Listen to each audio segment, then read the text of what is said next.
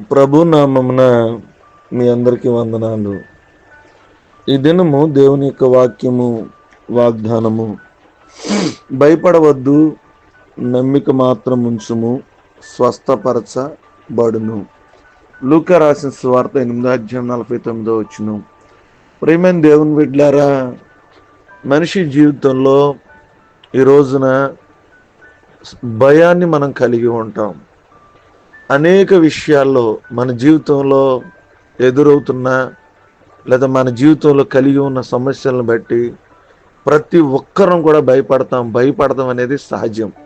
కానీ దేవునికి వాక్యం ఏం సెలవిస్తుందంటే ఎప్పుడూ కూడా మొదటగా నువ్వు భయపడొద్దు. ఎందుకంటే జీవగల దేవుణ్ణి నువ్వు నమ్ముకుని ఉన్నావు. నేను రక్షించగల, నీ సమస్యలు పరిష్కరించగల, స్వస్థపరచగల, ఆరోగ్యం ఇవ్వగల, దీవెన ఇవ్వగల దేవుణ్ణి మనం నమ్మామని దేవునికి వాక్యం సెలవిస్తుంది. దేవుణ్ణి ఎరగనటువంటి జనాలు, దేవుని తెలియని వారు, దేవుని మీద ఆధారపడనటువంటి వారు, దేవుని మీద నమ్మిక లేనటువంటి వారు ఈ లోకంలో వారి వారి పరిస్థితులు బట్టి భయపడతారని దేవునికి వాక్యం సెలవిస్తుంది.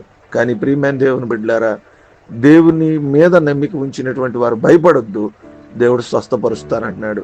స్వస్థతే కాదు ప్రియమైన దేవుని, ఎవరు ఏ విషయంలో భయపడుతున్నారో వారి అవస్థతలన్నీ దేవుడు తీర్చగలడు. మన భయాలన్నిటినీ తొలగించగలడు, మన బాధలన్నింటినీ తొలగించగలడు, మన బలహీనతలన్నింటినీ తొలగించగలడు. కానీ వాక్యం సెలవిస్తుంది, ఎంత సమస్య కష్టము నీ జీవితంలో ఉన్నా దేవుని మీద నమ్మకత్వాన్ని కోల్పోవద్దు, నమ్మికించు, భయపడొద్దు. దేవుడు కార్యాన్ని చేస్తానంటున్నాడు, స్వస్థత ఇస్తానంటున్నాడు.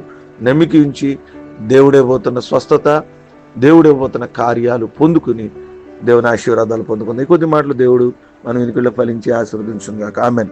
తల్ల వంచుకుందాం, ప్రార్థన చేసుకుందాం, కళ్ళు మూసుకుందాం. మహాపరిశుద్ధుడా, మీకు వందనాలు.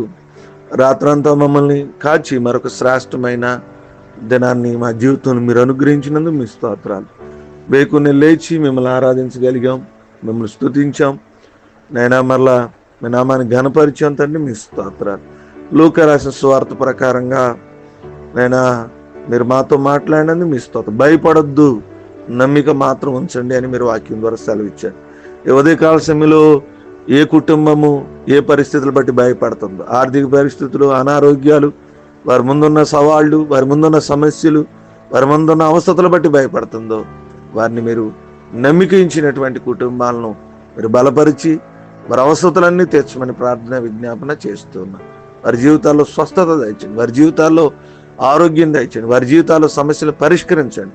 వారు అడిగిన ప్రతి అవసరత తీర్చి భయం నుంచి తొలగించి నమ్మికించిన వారిని దీవెనలతో నింపమని ప్రార్థన చేస్తున్నాం. వివాహ దినాలు, పుట్టినరోజులు, వాతావరణ పరిస్థితులు, అనారోగ్యాలు, ఆర్థిక సమస్యలు, కుటుంబ విషయాలు, భారభరితమైన పరిస్థితులు, పరిచర్య, ప్రతి విషయం గురించి ప్రార్థన చేస్తూ ఈ దిన దీవెనలతో మమ్మల్ని నింపమని ప్రార్థన చేస్తున్నాము, నడుచున్నాం తండ్రి. ఆమెన్.